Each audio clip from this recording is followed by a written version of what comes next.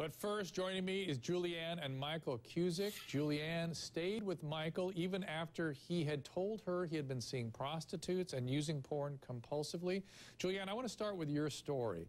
Now, take us back to the beginning when you and Michael began dating, and then take us through your marriage and ultimately this confession. How did that go down? Well, first, wow, that's a big question. Thank you, Dr. Drew, for having us here. And let's see, we met, we were living in different states when we met, so the backdrop would be he was living in Ohio, I was living in Florida. We met out here in Colorado, and it was love at first sight. So I didn't really believe in love at first sight until it actually happened to me. So our courtship, our engagement was long distance. We got engaged about 2 months after we had met. Our viewing audience might be thinking, she's crazy. That's what my boss told me. It was very unusual for me. I was pretty methodical, thought out, well-planned individual, and just knew Julianne, my understanding is, the man I was going to marry. And Julianne, my understanding is he actually made a confession to you at the time of your engagement. Is that right? And yet you continued to follow through. Yes, actually it was about 2 months after we were engaged, and he said, there's something, I need to tell you, I want you to know about this, and he told me about some addiction issues that he had had since he was a teen, told me he was in counseling, in therapy, working on those. He said, I would understand if you wanted to break off, if I wanted to break off the engagement, and I said, no, if you're dealing with this and you're in therapy, I will stand by you, I'll go ahead and we can get married, but that's it. I mean, no more acting out, pornography or whatever after we're married. I was very uncomfortable with that and was very clear that that wasn't something I would be interested in. And then what happened? Him doing after we were married. Well, fast forward, we got married, moved out to Colorado. The first year of our marriage, I worked while he was getting his master's degree. And, it wasn't until the third year of our marriage that I found out. So we had been married, just celebrated 3 years of marriage when I did find out about his slip into his secret life in the second year of our marriage. So, how did you find out? The first year of our marriage, well, he was out working. He had an on-call job. He'd get paid. She'd have to go in and do clinical assessments.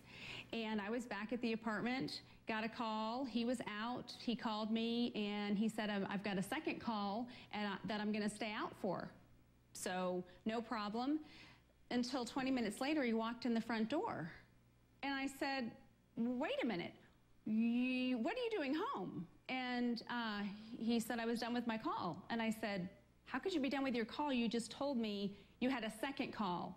And he kind of stammered, and he said, well, I said I maybe had a call.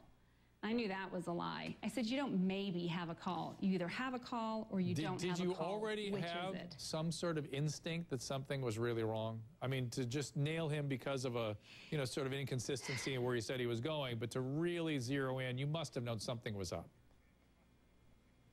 Well, actually, I never would have suspected and didn't suspect that there was something sexual going on, a sexual addiction, a secret life, lies. Absolutely not. I am a stickler, though, on what you say. And so maybe I had a call, didn't cut it, and I did, and then I'm home, didn't cut it. That had never happened. Just didn't make sense to me. So now, if you want to know what the nature of a relationship was like, were there clues something was amiss? Absolutely. I mean, he would say that he loved me, but I didn't feel loved. I felt like he was angry at me all the time. I felt like he hated me. So in that way, yes, I knew something was wrong. I mean, our married relationship for 3 years had not been easy. It had been difficult. It seemed like we disagreed on everything. If it was my way, it was a problem. If it was his way, I was a little resistant. So we had to really work through things a lot. I think the only clue was I didn't feel loved. I felt crazy that he would say he loved me, but I didn't feel it. And then you decided once he did uncover this compulsion was active again, he was acting out, you decided to stay with him. I want to go to Michael. Michael, you wrote a book about this, it's called Surfing for God. We got about a couple minutes here. I want you to just sort of sketch your story out for me, if you would. Let's start with this. How bad did it get?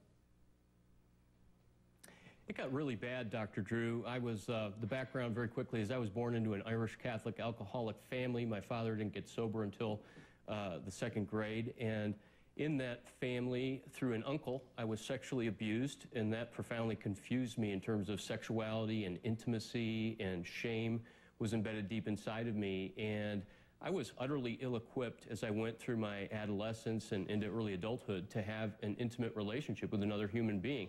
The problem was that I was relationally pretty skilled and relatively charming, and I was in ministry, and so I could relate to people, and it looked like I was this really great relational person, but I was really hiding behind a facade. And so the deeper I slipped into the sexual addiction, it went from pornography to all the way up to prostitutes and paying for sexual relationships. Was there a bottom to this? I mean, paint a picture for us as what you were doing at your worst.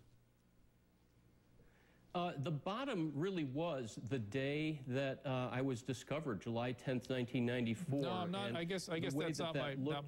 Yeah. What were you doing? Because people don't understand where sexual addiction takes people, and it's never. If you're comfortable telling us this, yeah. Where did it go? Where did it take you? So far from who you actually were, where did it take you? Sure. Yeah, the double life looked like this. On the outside, I was this minister and squeaky clean pastor by day, and pre-internet, I would go to adult bookstores and video arcades where one would access pornography and hope to encounter physical relationships. I would go to bars and I would drink excessively and abuse alcohol. I would go to strip clubs and massage parlors, and then ultimately it took me to both high-priced escort services and the alleys and back roads seeking prostitutes. And one of the things about the addiction was I became more and more deceptive.